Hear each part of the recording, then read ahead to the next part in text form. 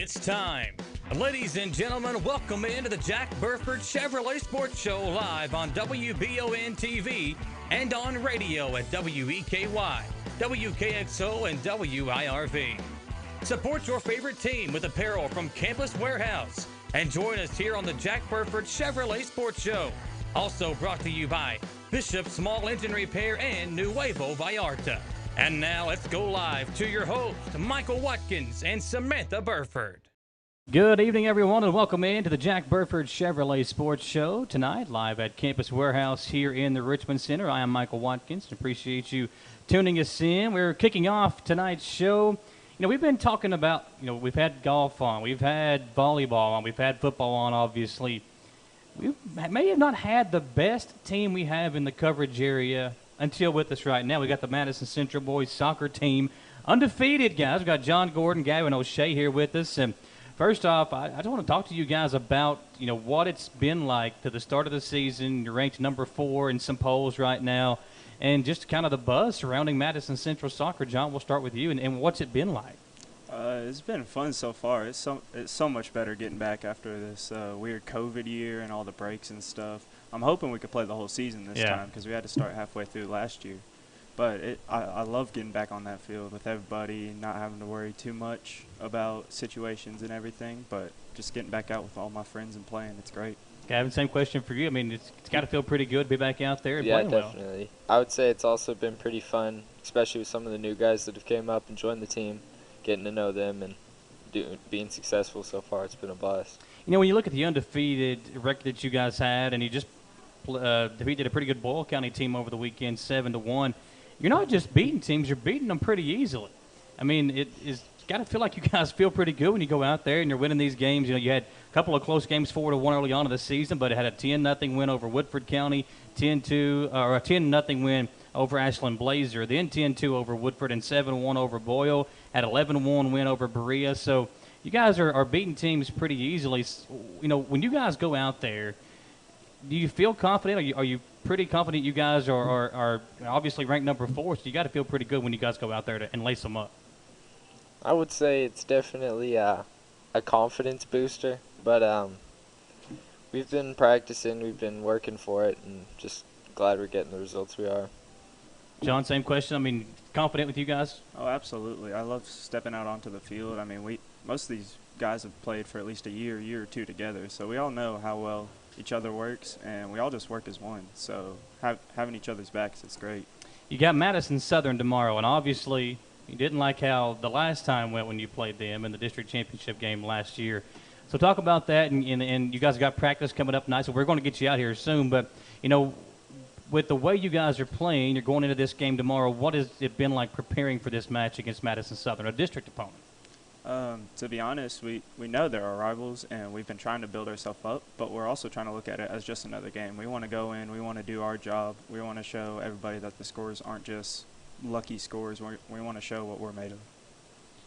And Gavin, I mean, when you look back at that game last year, what is going to be the difference for you guys to come out and win tomorrow night?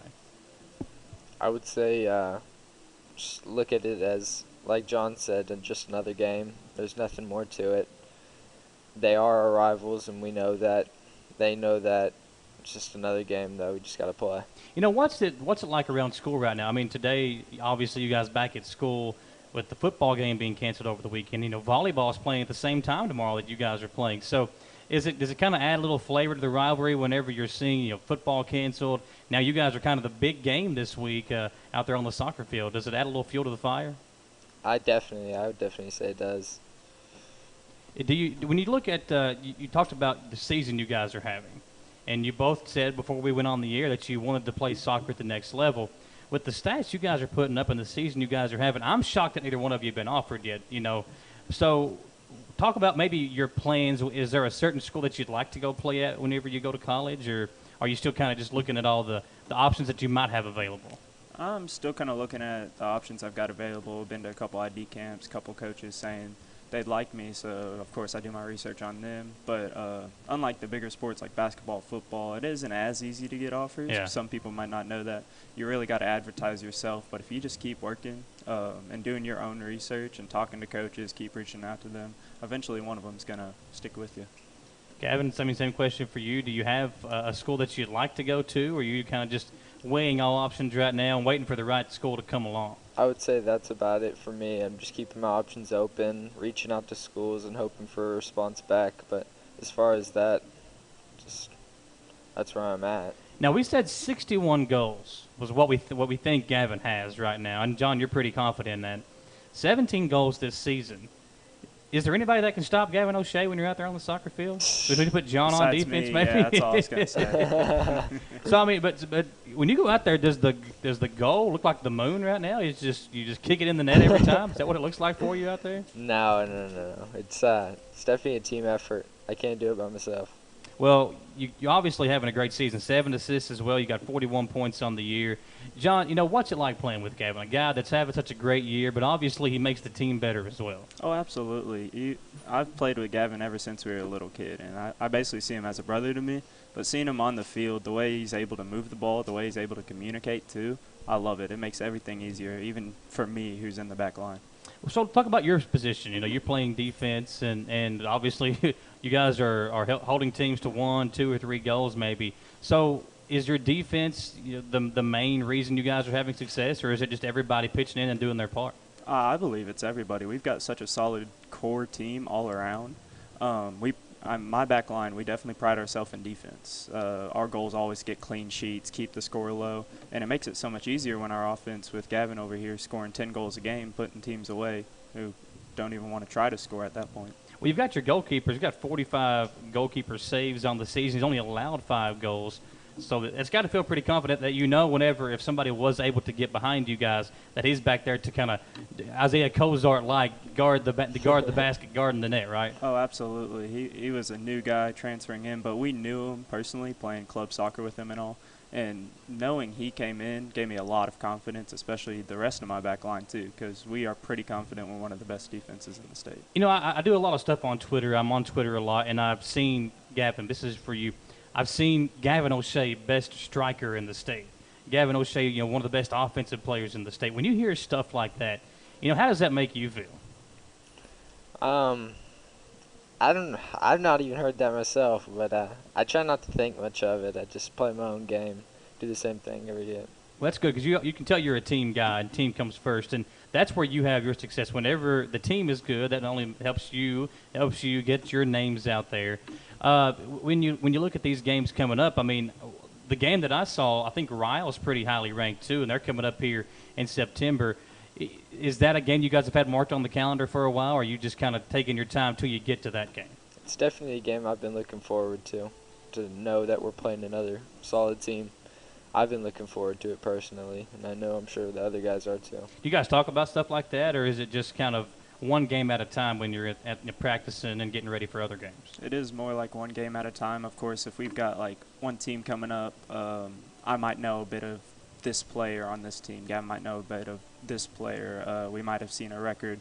Like I know Ryle has beat one of our recent opponents 2-1. We beat them 4-1. So we're going to look at that and we'd be like, okay, we know they're on our level, so we're going to kick it up a notch. Coach, if you want to hop in here with us, come on in. We'll have you come on here with us. I know you guys got practice coming up, but we'll get you still out of here pretty quick. When you've got a couple guys like this, you guys obviously having such a successful season. What has been the most impressive thing for you when you look at the year you guys have had so far, undefeated and really blowing teams out? What's been the most impressive thing to you?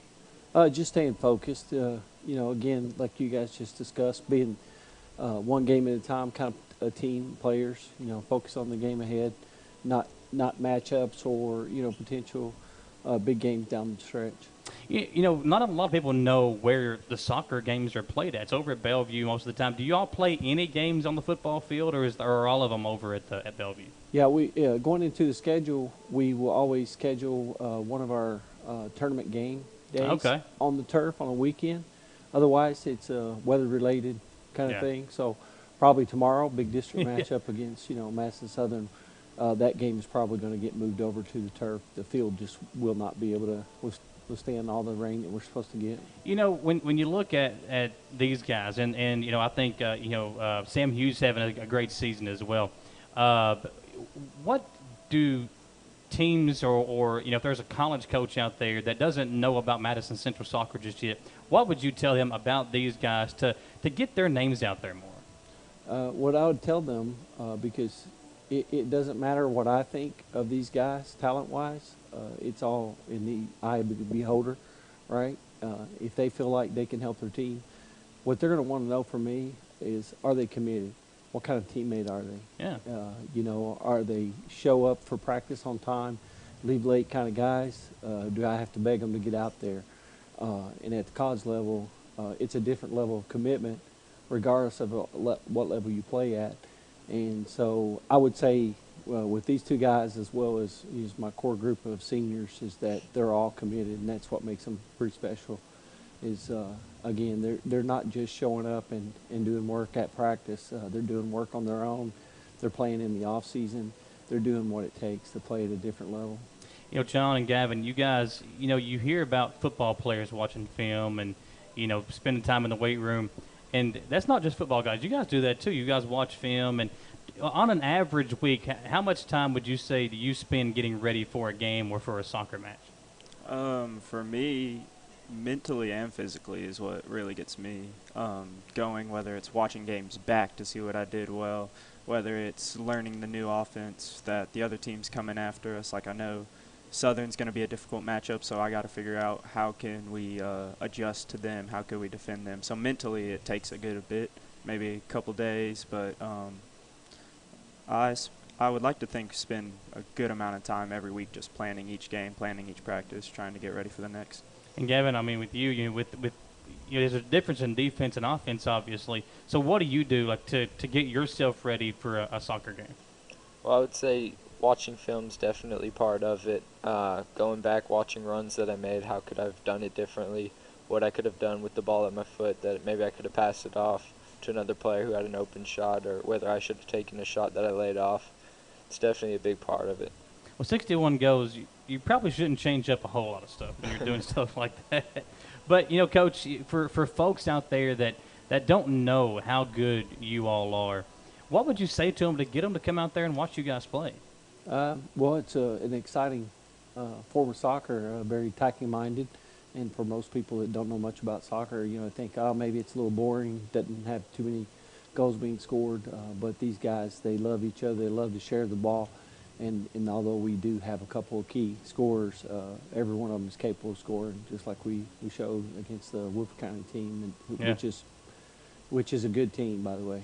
So. Well, yeah, you beat Boyle County over the weekend. They're a pretty good team. And, I think when you look at the way your guys are playing, fans, you got to get out there and support these guys. You got a Facebook page, you got a Twitter account, and you do a really good job of promoting the kids. And I think that's what social media has really allowed people to do, is promote, players and teams in the right way. And I mean, some of the stuff that you guys use with, your graphics and everything, is that something that you do, or is there somebody that does that for you? That's one of our assistant coaches, Coach Jonathan Tate. He does an outstanding job at that. And he's kind of taken that on over the last couple of years and matured that process and that social media presence. And good on him. And I think that's a good way for these guys are talking about they haven't got a scholarship offer yet, which it shocked me, is with as good a season you guys are having, but I think that's what Twitter and stuff is for now. You see a lot of kids posting their huddle highlights and getting their names out there. So I think that's a good thing that you guys are doing. You guys are playing tomorrow, so you said probably going to move that over to the football field and have that played down there on the turf. Just tell folks what time the game would be. If they want to come out and watch you guys, it'll be a really good night against Madison Southern. Yeah, so obviously weather, unless we have weather delays or things of that nature, then the girls will play at 6. We'll be scheduled to start on or about 8 o'clock. Again, weather permitting, it may slide, 30 minutes, to 8:15, 8:30, something like that. So otherwise, I'd like to go ahead and also just point out on the college recruiting, soccer college recruiting much different than most of the sports. A lot of the coaches don't make those offers until players have finished their senior season. Okay, yeah. You know, there are very few that are at the point where they can, you know, are comfortable with offering someone and getting them to commit early like you may see in other sports. Yeah. So I think most of these guys' opportunities are going to come after Okay. our season is over and in the spring club season. So. See, I didn't know that. I'm glad that you guys were able to, because I mean, I would assume you're going to have a few guys that go play at the next level.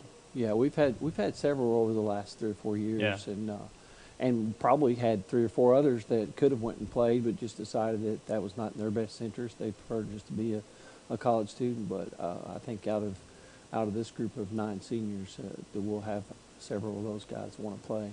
I know you guys have got practice and a big game coming up tomorrow. I appreciate you all coming over to join us. Good luck tomorrow. Good luck the rest of the season. We're going to try to make it out and get some games on WBON as well, especially if you're over at the football field. Makes it a little bit easier for us. So if that game is moved over there tomorrow, let me know. I'll see if we can get us over there tomorrow. If not, we'll try to get over for some games later on this season. Yeah, sounds good. Thank you, guys. That's Coach Horn and John Gordon, Gavin O'Shea from the Madison Central soccer team. Follow them on Twitter and on Facebook, guys, and a big game coming up tomorrow against Madison Southern. You can find out more, I guess, if you're going to have that game over there on your social media outlets. Yep. Taking a commercial break and come back. When we come back, lots more to get to, including Madison Central Southern's football game canceled for Friday. We'll give you the details on that when we come back on the Jack Burford Chevrolet Sports Show. We have large SUVs.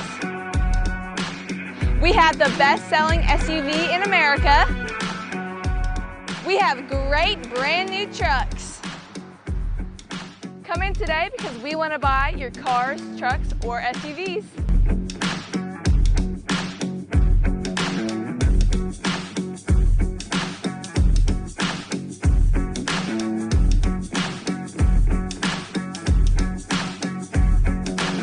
I'm Michelle. And I'm Jennifer. And in the spring of 1992, Bishop Small Engine Repair was born in our mom and dad's barn in Estill County. Then, in the fall of 1992, we made the move to Madison County, where we are today. With the support of our family, customers, and community, we have continued to grow in the outdoor power industry. With a full line of products from Kokedek, Grasshopper, Echo, and Shindawa, we can help you tackle your yard so you can enjoy it with your family. Bishop Small Engine Repair, where our focus is our customer. Stop on in, 119 North Estill Avenue in Richmond. We can't wait to see ya. Support your favorite team with apparel from Campus Wearhouse in Richmond. Whether you're an EKU fan or you're a part of the Big Blue Nation, Campus Wearhouse has something for you. Stop by and see their new line of Old Road t-shirts, because guys, we know Saturdays are for the boys. Plus, they have the cutest seasonal tees for the ladies. And Campus Wearhouse now carries a new line of tees for the kiddos as well. Visit campuswarehouserich.com or stop by their location in the Richmond Center next to Buffalo Wild Wings.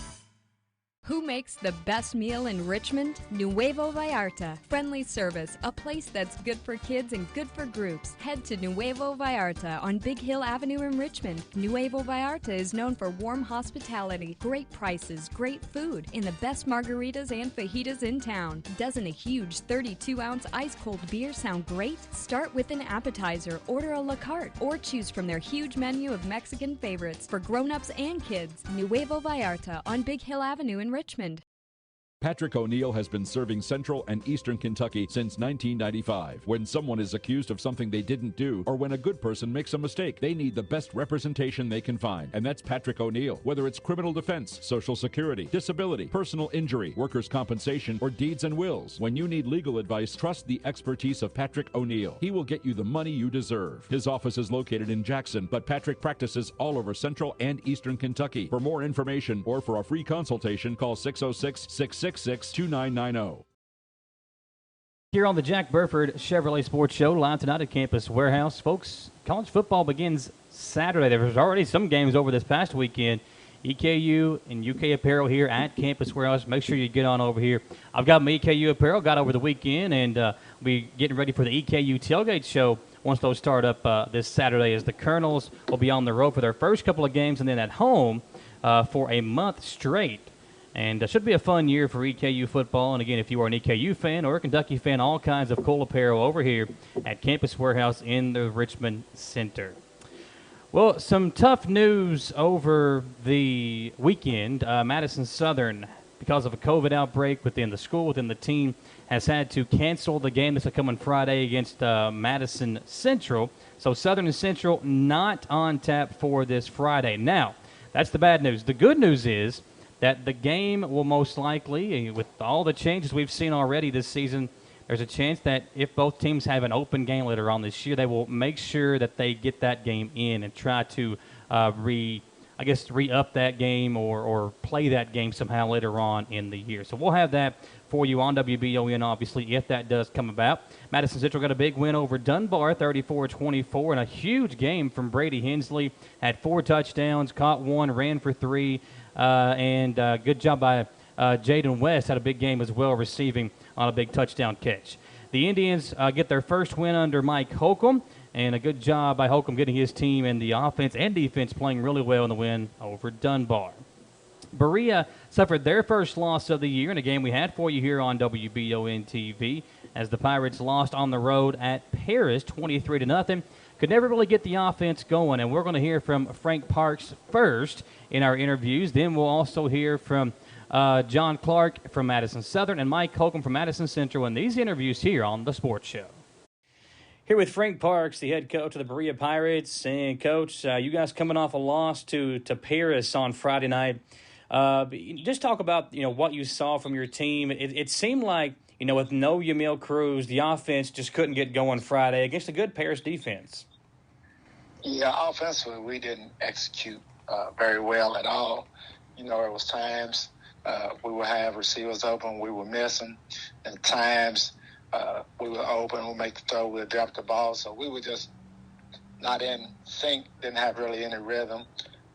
Get a couple yards here, rushing the ball, then we have a turnover or some mistake. It was just everyone was taking turns offensively. Defensively, we played well enough to actually win, but offense struggled mightily.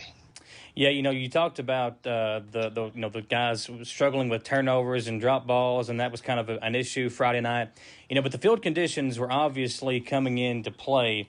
What were you telling your guys during the game just to try to keep their heads up and to try to not that become an issue during the game? We just always talk about control what you can control. And, a lot of it was self-induced. Yeah, the field was bad, but we had plenty of opportunities, especially in the second half, to put up some points, but we just didn't execute. It was the little things. We really talked a lot about the little things at halftime. After the game was over, like a lot of it just was those little small details that we didn't pay attention to, and it hurt us when we got down closer to the end zone and we weren't able to execute because so many of those little things we didn't pay attention to. Whenever you looked at the way Coburn played, obviously the numbers didn't look great, but at times it seemed like he was delivering the pass and putting the ball on the money. Talk about the way he played in the game and what you saw from your young quarterback. Well, it's some growing pains. He's learning a lot. And, one of the biggest things we talk about is pocket presence and, just consistent. There was some throws he made, and like you said, we didn't catch them. There was times receivers was how they man beat by several yards, and we just missed on those opportunities. So it was a little bit of everyone just been inconsistent offensively. And, it's kind of the reason why we struggled to put any points up. At times we would move the ball, then, it was a mistake here, a mistake there. So, it's growing pains, and it's a process for, Coburn and everyone involved. They learn a lot stuff, and, offensively, just take a little bit longer when it comes to putting in the system than defensively, because you can play hard and, overcome mistakes. Well, offensively, you have to really execute and be attentive to the details. When you look at the injury that occurred for Cameron Thompson, can you give us an update on him? Yeah, he's doing well. Ended up in a little bruised esophagus, so, nothing major. He'll go back this week just to make sure, everything checks out. But he checked out clean late Friday night, so he should be back. Talking with John Clark at Madison Southern, and Coach, it's been a rough week and a half for your team. You had the game canceled this past Friday when you were supposed to play GRC at home, and now over the weekend the Madison Central game has been canceled as well. COVID has just been wiping your team out with all the stuff that's going on. So talk about that and the situation with Madison Southern right now. Yeah, so it started off last weekend. We had some kids that had been around some other kids at the school that these other kids had tested positive. Some of our guys have been around them over the weekend. So contact tracing last weekend had shut down a couple of our players. So we were planning on playing GRC. We practiced all week. We were just down some starters. And then we knew we'd be thin, but we were going to play the game. Then on Wednesday, we were in practice and we got a phone call in the middle of warm-ups, and they said, you got to shut it down. You've had a positive test from somebody that was at practice on Tuesday. So the day before, so then they were like, you got to shut it down. Everybody's got to get tested. So since then, we've had quite a few positive cases within the team itself. So between contact tracing and positive tests, you know, we can't do anything. I mean, we're as shut down as you can get right now. You know, you talk about the Madison Central game. You know, it's a big deal for the folks in the community, and we talked about it. You know, there is a chance that you guys could make that game up later in the year because the way it looks right now, everybody is going to have games canceled at some point this season, and the potential is there to make that game up. Yeah, I hope so. I talked to Coach Holcomb on Saturday, and we both agreed, like, you know, if we were still waiting on test results to come back from a lot of our players, I told him, I said, I don't think it looks good, but we're going to try to make it to Friday. Saturday, we had a lot of cases come back that wasn't going to allow that to happen. But we decided then, you know, as the season goes on, I think we're all going to be dealing with more cancellations. If we have a chance to reschedule, we will. And I think our administrations have talked and kind of said the same thing. Unfortunately, per KHSAA this year, you know, COVID forfeit means a loss. So we'll be 0-3 after this week. You know, when you talk about the way that your team has handled this situation and the way you guys played that first game, you know, it's going to take a lot for you guys to get where Madison Southern should be in that midseason form, if you will. Yeah, I thought we were down some starters early this last week, but I thought we really had the most productive couple days we'd had coming off of that Friday game. You know, we didn't execute well, we didn't tackle well, and I felt like guys took that way more serious in practice, like we've been trying to get them to. I thought we'd had a great week. I thought, you know, we've always been a team that turns a corner pretty quickly, and I felt like this last week was going to be that week. Guys were very dialed in to the things we needed to fix, and it was all fixable things. You know, we felt really good that, you know, we're going to be fine, and we got halted in the middle of it. So now we're back to hope. We hope they're running. We hope they're watching film. We hope they're doing the things, but, you know, there's no way of really knowing. We can't do anything with them. So as of now, and we have quite a few guys sick too, which means they're out for longer than just, you know, a 5 to 10 day quarantine. So as of right now, you guys are set to play Lafayette next Friday. So, you know, what is the plan in the next, 10, 11 days or so to get ready for that game? Well, so we're going to gradually, based on the return to play protocol and for guys that have tested positive, and then also the just the quarantine numbers, guys will slowly trickle back in late throughout this week, and then the bulk of our guys will show up back this next weekend. So we feel like we're going to be able to play Lafayette. We're going to be a thin roster. We're going to be down starters that, you know, are going to be coming off the return to play protocol that, you know, getting in to see a doctor to get cleared right now if you have a positive test is not an easy thing to do. Yeah. There's so many people testing and stuff. It's not as simple as, you know, test positive, out 10 days, doctor clears me back in 5.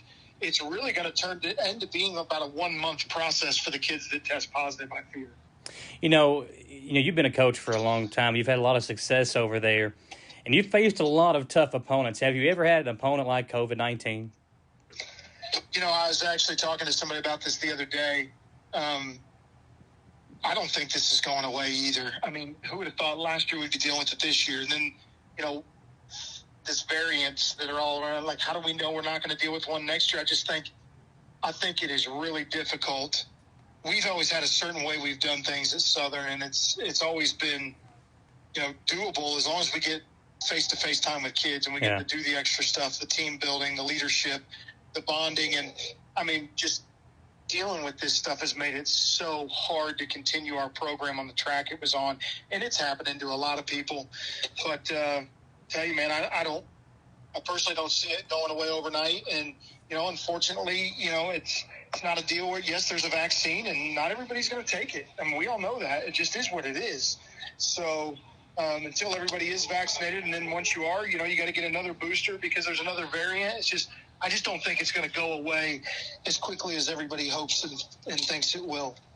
Well, Coach, as always, I appreciate the time. You and the family stay safe, and we're looking forward to seeing you guys back out there on the field. And I know you're excited to eventually get back out there on the field. Yeah, our kids they deserve a chance to keep playing. So hopefully we'll get a chance to get out there eventually. We just got to be patient for now.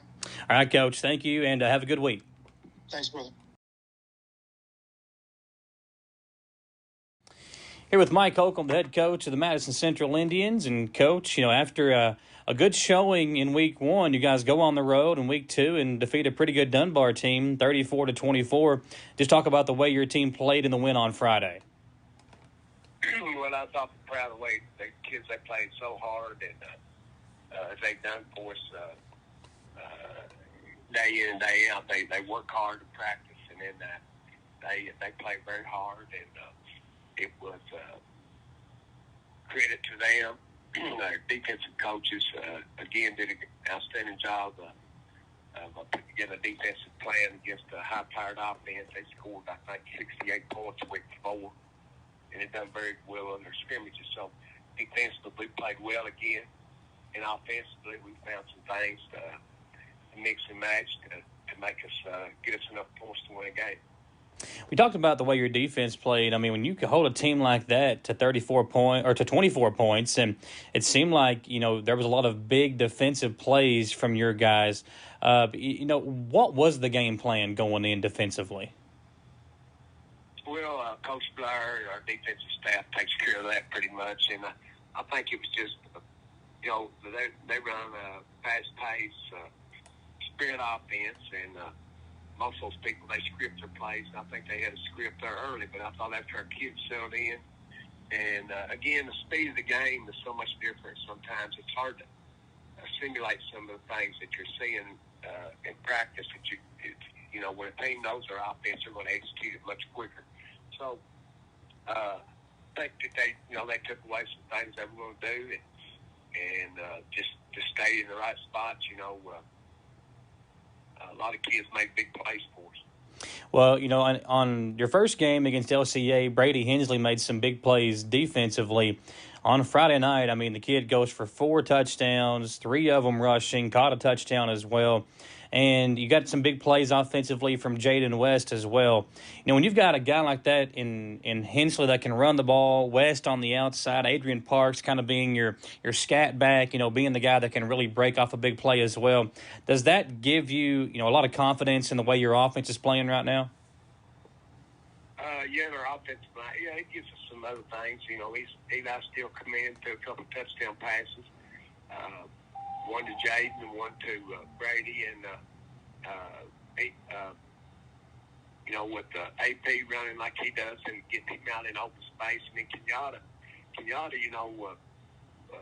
we'll figure in more and more. He ran the ball early somewhere and made a huge run. We almost broke him open early, real early in the game. So we've got several backs, that can run the ball, and our offensive line is getting better.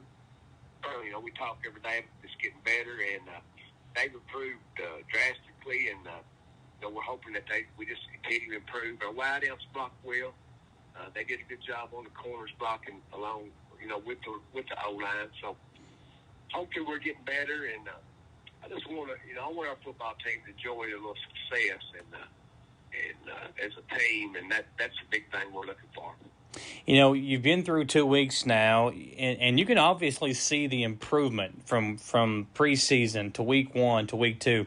What is the one thing that you've seen the biggest improvement on from your team since you took over, back in the summertime or the spring?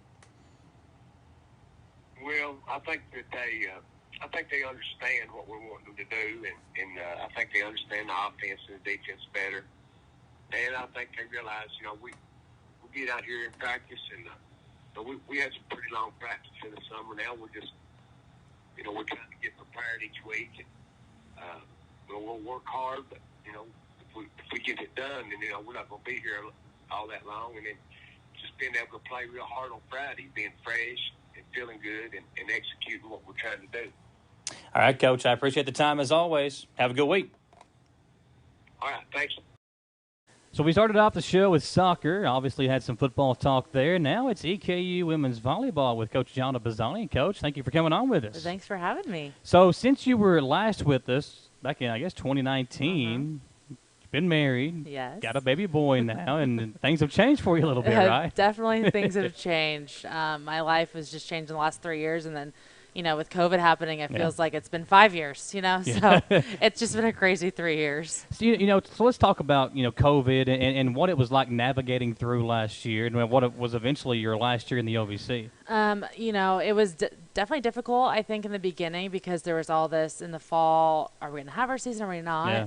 It started off with canceling all of our preseason matches, and then finally, got to July. They're like, okay, no conference play. So that was hard, especially for my kids, just because I had 7 freshmen that just wanted, that were coming for the regular college experience and college volleyball season, and it got postponed into the spring. And so trying to navigate that, especially with the holidays and kids going back home for Christmas and then coming back and we have a season, and trying to keep everybody healthy, was definitely difficult and challenging. But at the end of the day, we got to play, and I think it was just fun for our girls to just get on the court and play. It wasn't the season that we wanted, but getting to play volleyball and seeing what my freshmen can do, because there was a lot of them, and now going into this year was really fun to kind of see the transition from last year to this year. So now you're transitioning into the ASUN. That's a big deal, and I feel like the hype surrounding EKU sports was really big in this new conference. So talk about what the transition has been like for you and the team. Definitely, going into the ASUN, I'm very excited about it.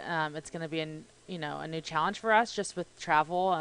They've divided it up into two divisions for us, and so I think with the travel piece, you can see it as an issue, but I don't find it that difficult. I think the girls will be able to manage that very well. The competition piece will be a little bit higher, but I think that's only going to make us better. Yeah. And so being able to go into this year and give us, a good chance at competing against higher level teams is only going to make us better in the long run. Yeah, I think that's one thing that every coach that I've talked to about the ASUN is the competition is a little bit better, so you've got to bring your A game every night, or it could be bad for you. You could have a rough start to the season, a rough season, or however you want to describe it. What has been the biggest difference in being in the OVC to now being in the ASUN as you started the the preseason aspect of your schedule? Definitely, from being in the OVC, we heard we were going into the ASUN, so I know from a recruiting standpoint that really changed. We brought in some transfers, which are really going to help us this year, especially navigating us into a new conference. But also just the style of play that we are trying to do. We kind of changed a little bit in our offense, and that translated into this first weekend that we had. So trying to establish who we're going to be, especially going into a higher level conference that can get us some wins and just kind of differentiate ourselves between OVC play and now ASUN play. So we've got a good staff and, helping us navigate that as well. And so I'm excited just to kind of see coming into this next week in a preseason, the style of play that we're going to take on, and then it'll just only give us a better chance in conference. So talk about some of the girls you have on your team. I know one here locally is Sarah Mitchell, who was a really good player at Madison Southern. You said you had a player from Lexington as well. So talk about some of the players that if somebody was to come watch an EKU volleyball game, these are the names they need to know about. Sarah Mitchell, she's a local kid. She came in, her freshman year obviously wasn't as expected, as normal, but she's really stepped up. You got Molly Mihalik, who's also a sophomore. She's a team captain for us. She was all conference in the OVC, so expectations of her to do well in the conference as well. We have a transfer from Moorhead, a middle hitter who went off on us for this last weekend. She had 19 kills. Oh, wow. 3 errors as a middle blocker. That's insane. I mean, that's awesome. And same with Michaela Logan. She's a senior middle, too. And that's one thing that we're trying to change into our offense is really basing it through our middles, because a lot of good teams are just so outside heavy, and, we're trying to incorporate it. So they had a very good weekend. So there's some big names. You got Sydney Shane, whose parents both are EKU alum athletes. And so she's our libero for us. So those 5 core right there, the more that we can make them successful, I think our team's going to be successful in general. You know, the libero is something that I learned a lot about doing in some of these high school games. So when you go out and recruit, do you look for somebody that can step up and take the place, or is that something like an evolving, rotating door for you all? I mean, you try to, yes. You know, someone in the libero spot, you see a lot of teams nowadays that are turning outside hitters into liberos, you know. Okay. Before it used to be you just look for little kids that can pass and play defense, scrappy defense. But you've got some kids like a Sarah Mitchell, for instance. She's so good in the backcourt that she can do it all and play all the way around. But like a Sydney Shane, she's so scrappy and so defensive based, and she's got good serve receive. So you kind of know she's going to be your libero. But we've got a couple other girls that are DSs that can really fill that void too as well and help bridge that gap. With your new season now in the ASUN, what are the expectations for you and your team as you enter the conference, and kind of what you want to see from your girls early on? You know, I really just want to see us fight. I think one thing that I just noticed from this week and that I'm so proud of, we never gave up. I mean, we were down 0 sets to 2. Like, we were down by 2 sets, and we came back and went to a 5th set. You know, we lost to App State, you know, in the last set in 4 points. But I think the biggest piece is I don't care if there's teams that are better than us. You're always going to play better teams, but for us to be relentless and to go out there and have, you know, a successful day and get better at volleyball every single day, but go down without a fight, you know. And I think we're going to see that from our team. We are young, but I think with that it just comes new heights for us. We've got some veterans on the team and some transfers that can really help us too. But I'm excited to see it, and I think the girls are very excited too. Well, with being young and having a lot of transfers or new players in, you know, traveling might be good for you to kind of get out there and have the girls kind of spend some time together out on the road. Yeah, and I think that's what preseason's for too. You know, we're going to go to Chicago this weekend, then we're hosting a home tournament, and then we'll be going to Southern Miss, and that'll be our first flight trip preparing us for conference play. So I think, yes, being young and having some transfers is going to help with that travel piece, and it's a good bonding experience for the girls too, that building that team chemistry that they didn't get to have the year before. So they'll be okay. I think we'll be okay in it too, and just trying to navigate that piece. You know, what would you tell fans that are out there to get them to come support EKU volleyball? You know, I would just tell fans to come. I mean, a lot of people have never seen volleyball, and when you come and watch a game, it is so exciting. There's something happening every single play, and we are a gritty team. You know, like I said, we go down without a fight and a battle. I mean, out there, we're going to surprise some people. We had some people come to our scrimmage, our inter-squad scrimmage, and they're like, wow, you guys are just so fun to watch. We're loud, we're energetic. We've got a young group that's just fiery, and you know, you can tell these girls to just go walk through a wall and they'll do it because they want to get better every single day. And so that's what I love about this team, and I think just to get people to come, we'd love their support.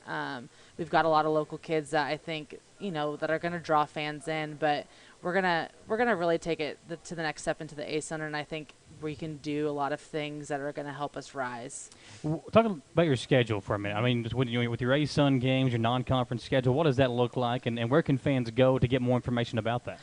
Definitely go on our website, ekusports.com. We host our home tournament September 10th and 11th. So that's the first time we're hosting. So we'll have 3 other teams. It's a 4-team tournament. We'll play 2 on Friday, 1 on Saturday. And then throughout conference play, you guys will find our schedule. So, you know, we have considered home games at a crossover tournament in Lipscomb, but we do host a couple. We're also hosting Western Kentucky this year. That'll be a good game. Midweek. It's going to be a good game. Definitely a strong team, but I think to have them on campus is going to be huge just because of the EKU Western rivalry, you know, back in the day. And so that'll be, we haven't hosted them in a long time, so that's going to be fun. Well, when you look at EKU sports right now, moving into the ASUN, what does it feel like to be a part of this transition and to be a part of the university with all the momentum they have right now? It's huge. I mean, when I was here as an assistant for 6 years prior to taking over, and so being part of history, so to speak, it's just awesome. You know, Matt Rohn, our AD, he has such high hopes for us, and he's pushing us to a whole new level, and it's only more appealing for kids to want to come to EKU, and that's what we're seeing definitely in this recruiting process. I mean, I've had kids reach out from all over now just because of us making the shift into a new conference, and it's going to give us competitive athletes, and I think you're going to see a huge rise in competition, especially within athletics here. So I'm excited for that. We talked about the EKUsports.com, getting information on there. Y'all also have a Twitter and Facebook page. Tell the folks about that if they want to follow along with you all this season. We have Twitter, Instagram, and Facebook. We post a lot on that, so please follow along. Our kids are very active on all social media platforms too, and they're gotta be nowadays. Yeah, exactly, and they're fun to follow. But yes, we post a lot on Instagram and a lot on Twitter too. And if you watch on Twitter, if you can't make it to a game on Twitter, we're doing play-by-plays, video content, video clips. So definitely follow along there. All right, John, I appreciate your time. Good luck to you and the ladies this season. It should be an exciting year, and I think it will be an exciting year. Hopefully COVID dies down, and you guys can kind of navigate through this season without any hiccups. Absolutely. I think it's going to be a great year, and if we can just keep everybody healthy, you don't know what to expect from us. Exactly. Well, good luck this year, and I appreciate you coming over. Thank you. One more commercial break, folks. When we come back, Joe Benton will join us for the 537th time in the history of the sports show. He'll be with us when we come back on the Jack Burford Chevrolet Sports Show.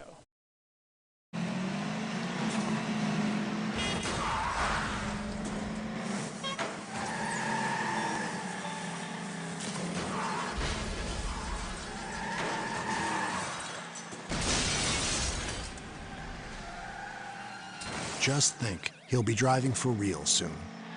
Every new Chevy Equinox comes standard with Chevy Safety Assist, including automatic emergency braking. Find new protection. Find new roads. Chevrolet. I'm Michelle. And I'm Jennifer. And in the spring of 1992, Bishop's Small Engine Repair was born in our mom and dad's barn in Estill County. Then in the fall of 1992, we made the move to Madison County, where we are today. With the support of our family, customers, and community, we have continued to grow in the outdoor power industry. With a full line of products from Coconut, Grasshopper, Echo, and Shindawa, we can help you tackle your yard so you can enjoy it with your family. Bishop's Small Engine Repair, where our focus is our customer. Stop on in, 119 North Estill Avenue in Richmond. We can't wait to see you. Support your favorite team with apparel from Campus Wearhouse in Richmond. Whether you're an EKU fan or you're a part of the Big Blue Nation, Campus Wearhouse has something for you. Stop by and see their new line of Old Road t-shirts, because guys, we know Saturdays are for the boys. Plus, they have the cutest seasonal tees for the ladies. And Campus Wearhouse now carries a new line of tees for the kiddos as well. Visit campuswarehouserich.com or stop by their location in the Richmond Center next to Buffalo Wild Wings. Who makes the best meal in Richmond? Nuevo Vallarta. Friendly service, a place that's good for kids and good for groups. Head to Nuevo Vallarta on Big Hill Avenue in Richmond. Nuevo Vallarta is known for warm hospitality, great prices, great food, and the best margaritas and fajitas in town. Doesn't a huge 32-ounce ice-cold beer sound great? Start with an appetizer, order a la carte, or choose from their huge menu of Mexican favorites for grown-ups and kids. Nuevo Vallarta on Big Hill Avenue in Richmond. Patrick O'Neill has been serving Central and Eastern Kentucky since 1995. When someone is accused of something they didn't do, or when a good person makes a mistake, they need the best representation they can find. And that's Patrick O'Neill. Whether it's criminal defense, Social Security, disability, personal injury, workers' compensation, or deeds and wills, when you need legal advice, trust the expertise of Patrick O'Neill. He will get you the money you deserve. His office is located in Jackson, but Patrick practices all over Central and Eastern Kentucky. For more information or for a free consultation, call 606-666-2990. Back here on the sports show. Tonight we're live at Campus Wearhouse, folks. Again, EKU, UK, all kinds of cool apparel here. At EKU, you got a ton of licensed apparel back there in the back. Come on over here, get ready for, with college football beginning next Saturday, come on over and get your EKU gear. If you want to go support this guy right here, Joe Benton, and the EKU golf team, you can do that as well. But their season set to begin here pretty soon, Joe, and you and I, we go way back, man, way back. What is this, like the 15th or 16th time that you've joined us live here on the sports show? Used to be I'll just have you host a show when I'm gone or something. You could probably do that. Well, let's talk about EKU golf. And last year you talked about being a red shirt and what you did last season to make sure that you stayed crisp for this upcoming year. We, with the other freshman, Reese, Sexton, we both redshirted, and it's kind of a long year because we're so used to just playing golf tournaments left and right, you know what I mean? So we were at practice every day doing everything Coach said, but we'd qualified too, but we knew that it doesn't matter what we shoot, we're not going. So it's kind of a long year, and I feel like I definitely got better, but I think the more golf tournaments you play, the easier it gets, so I did lack that. But it was still a fun year getting used to it. I saw you out and about a lot this summer playing some scrambles around and doing some tournaments. So was that something that you did just to kind of keep yourself ready for the upcoming season? Yeah, my goal this summer was to play a lot of golf tournaments just to get back in the kind of groove of things and stuff. It took a while, but I feel like towards the end I got a little better at like just calming myself down and getting back into the rhythm of things. So talk about some of the tournaments you played in. I know you played in the Colonel Club one up there. I played with some buddies back home, that little scramble. We played I qualified for the State Am, and I qualified for the Kentucky Open. I played those, and I played a couple events just like around back home, just a couple invitationals, Saturday and Sunday. Did you do the Estill County Golf Invitational this year? Yeah. How'd that go? I can't remember, third or fourth maybe. Okay. Who won it this year? I know I've seen Kelby win. Jerry, but Joe Ben's won it before too. So what's it? Well, who won it this season? Philip Dawes won it this year. Okay. So that's a good job. Yeah. So you a lot of good Estill County golfers. I mean, you look. I know Jared plays a lot around. Kelby obviously is a guy that I've seen play golf quite a bit. Do you think that makes you a better golfer because there's so much competition when you go back home? I think there's been a lot of good golfers. Scott Webb too, and I work with him over at Gibson Bay. There's been a lot of good golfers, and what everybody says about Estill County is how good their wedges are because the greens are really small and kind of a tight little course, so everybody hits the driver pretty good and wedges it pretty good. So, yeah, I mean, I guess you had that little chip on your shoulder of who wants to be the best, I guess. So whenever you put the EKU golf shirt on, I mean, how does that make you feel? Because now the season's here and you're going to be playing some this season. Pretty good. A little anxious. I wouldn't say nervous because, I mean, I've played in a lot of golf tournaments, but I've never played a college golf tournament. So I think the more I play, the better it'll get. But I'm actually really excited for it. I think when you look at EKU golf, it doesn't get the exposure that the other sports do. But I think with what the coach has done and what you guys are doing this upcoming season, moving into the A-Sun as well, I think that'll just kind of create more exposure for you guys. Yeah, I think definitely moving into A-Sun is going to help us with probably recruitment, and we're going to a lot better courses I hear. I don't know. I've never been to the other ones, but we're going down south a lot during the spring, so that'll be fun. Well, when you go down south, you're going to be going to Florida. You're going to be going to Georgia. A little bit warmer weather down there than what you're used to playing in around here. Yeah, I've never really played golf down south. So you guys, the EKU men's golf team will begin its 2021-22 schedule by hosting the EKU Intercollegiate at home on September 3rd and 4th, and that's at Arlington, right? Yes, sir. And that's, of course, that you've played at a ton. Do you think that will give you guys an advantage, obviously, being at home? Yeah, it'll definitely be an advantage. They always say, though, that winning at home is the hardest because I think you got too much pressure on yourself. Yeah. But I think we're ready. What's the difference when you play golf at home as opposed to playing a basketball game at home or maybe a football game? Like, what do you think the biggest difference is with those sports? What I always think is when I'm playing by myself at home, I always feel like I hit the same shots over and over again. But I get in a tournament, a little more pressure. It's like you overthink some things, and maybe you're in a spot you're not used to, and you're like, well, I've never been here. But basketball, it's just same old, really. Yeah, and speaking of basketball, you got a little brother that's playing for Estill County. He's playing golf as well. Your sister's playing, and I saw she did a really good summer. She's playing really good right now. So with the Benton trio there, are you still the top dog in the Benton trio of golfers, or has Maddie or Cade passed you up there? I don't know about Cade. No, I'm just kidding. But my sister, she's getting pretty good, so we'll see. So maybe she'll be a future colonel. There you go. That'd be pretty cool, wouldn't it? Yeah.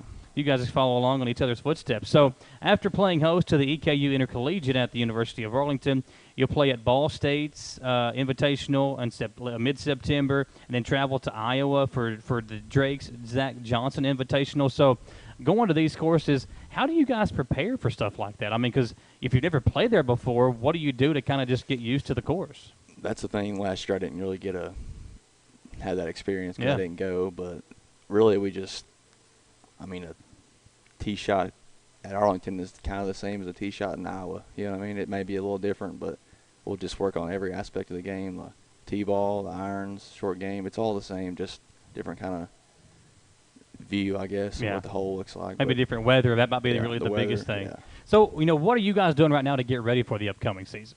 Well, we've been qualifying a lot lately, and the weather's not looking very promising for the next few days. So we may be inside working on some putting and maybe hitting inside the bay, but kind of the same thing we always do. We'll work on some short game stuff, and then we'll be on the range, and Coach Will and Coach Whitson will be helping us both. So just kind of the same thing really all year. Doesn't really matter what we're doing. We we try and prepare the same way. You know, I was there the day you signed to play golf at EKU, and talking to your dad, he was. Yeah, I remember the phrase he used was, "Oh, I'll be there." It was going to be hard for you not having him because he coached you your entire life basically. Yeah. So, what's it been like not having him, over your shoulder when you maybe have a bad shot or a bad match, or what's it like with him not being there? It was definitely different at the beginning. I still haven't got to play a team event without him being my coach, but being with Coach Whitson, I really like it. He's helped me a lot, and I still call Dad to the round and tell him how it goes and stuff. So I know he was always there, but it was kind of just me when I was out there.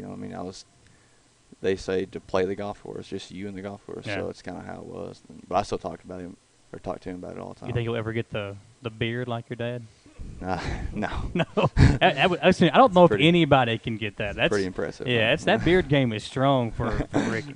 So the spring portion of your all schedule kicks off with the Invitational at Savannah Harbor on February the 19th through the 20th. And you guys play at Sea Palms Invitational March 4th and the 5th. That's going to be down in Georgia. I mean, you guys are traveling all over the place to Nevada. I mean, it's a lot of weather changing, too, because in February it's cold here in Kentucky. You go out to Nevada, it's going to be nice. Yeah, it's something I've got to get used to for sure. So, what do you think, when you look ahead at the schedule, is there one course you're really excited about going to play at? Probably Nevada. Yeah. Oh, me too. There's a lot of places I haven't been on the schedule, like the state, but that'd be pretty cool to go. Oh, are you 20? Not 21 yet. Yeah. So you can't do no gambling while you're down there now. But so you also play in the Kraft Farms Intercollegiate, hosted by South Alabama in late March. So your all season runs till the late April. Yeah, we have a long season. So is that something that you guys think that's good, or is that something that maybe in the middle of the year you're like, man, this is going on for forever? Last year it kind of felt like a long season because all I was doing was practice. Yeah. Of course, you always have something to work for, but it's like, well, I'm not going to be playing. So it took a lot of motivation just to keep on going. Yeah. But this year, it's going to be a long season, but I love to play golf, so that's all I'm going to be doing. How many guys are on the team? And is there anybody else locally that you guys have on the team? We have 9 on the team. We got Kay Burdett, he's from Rockcastle. It's like 30 minutes away. Reese Sexton's from Kentucky. I'm trying to think anybody else. I think everybody else is out of state. Okay. So you got a really good chance this year, moving into the A-Sun. I think when we had Maddie Joe from the girls team on a few weeks ago, she talked about the swag that you all get. And obviously, you got the EKU golf shirt there. You got your A-Sun logo on. Yeah. Is that something that you're excited about moving into this new conference? What have they told you about, maybe the rules or the differences with the A-Sun as opposed to the OVC? And they didn't really say much about differences. It's going to be, I believe the competition is in the A-Sun. That's what I hear. The golf competition is really tough. They got a lot of good teams rated in the country, and then we do get some pretty nice stuff though. It's pretty cool. Yeah. And they always talk about how be traveling farther away. That'll be a little more different than normal, but I don't think it's going to be that much different really. It's just going to be playing the sport. I know you're competitive, and I saw that and up close and personal with you. You going back home. You obviously got some good competition when you go back home to play, and being a part of the EKU golf team, it's good for you as well. But you said you don't play much basketball anymore. I know that was a big thing for you back in the day, being a former engineer and obviously doing what you guys did, winning the regional championship for the first time in school history. Yeah. So is it just not enough time? Is that why you don't play anymore? Nah, I probably could, but the problem is once I go in there, I don't want to leave. Yeah. So I'm just not going to go. Well, I understand. It's hard to give it up, man. I still try to play whenever I can because it's just like, you never know when the last time you're going to put a pair of ball shoes on. Yeah, I love basketball and I always will, but it's been kind of hard. But I was like, just got to go with it, I guess. So the good thing for you is you've always had an E on your hat or your shirt, whether it was Estill County or EKU, and I know you're making a lot of folks over in Estill County proud. So keep doing what you're doing, my man, and just don't play video games with me, and you'll be fine, right? That's right. Well, that's Joe Benton. He's a sophomore. I always redshirt freshman. Yeah, redshirt freshman over at EKU, and they'll be beginning their season in just a few. This weekend, I guess, coming up is when you're all Fridays 36 holes and Saturdays 18. Yeah. So I mean, that's a very busy weekend for Joe Benton, and so you guys, your Twitter account to follow along is. I want to make sure I get this right before we go off the air here. It is EKU M Golf. If you want to follow along with the EKU men's golf team, I've also got Facebook, I'm sure, as well, to keep up to date with what they're doing and all the tournaments that are coming up. Joe Benton, the same birthday as me. This is my buddy, and I'm so excited. As soon as Kevin said, we'd like to have Joe Benton on, I said, absolutely. We got to get Joe on. I haven't got to see him in a while. And I did run into you at Gibson Bay about a month or so ago, but it's always good to catch up to you, man. Keep doing what you're doing and keep making those folks over there proud. Appreciate it. That's Joe Benton, EKU golfer, folks. We appreciate you tuning us in tonight. We've had a little bit of everything, EKU volleyball and golf. We had Madison Central soccer and talking to all the football coaches as well. It's a busy time of year, but, folks, more importantly, stay safe. We know the coronavirus continues to run rampant, and just do your part to make sure you're staying safe, and hopefully we can get all these games in. Another high school football game. We're not sure where we're going to be at this Friday, but we will let you know when we find out. From all of us here, folks, we'll see you the next time on the Jack Burford Chevrolet Sports Show.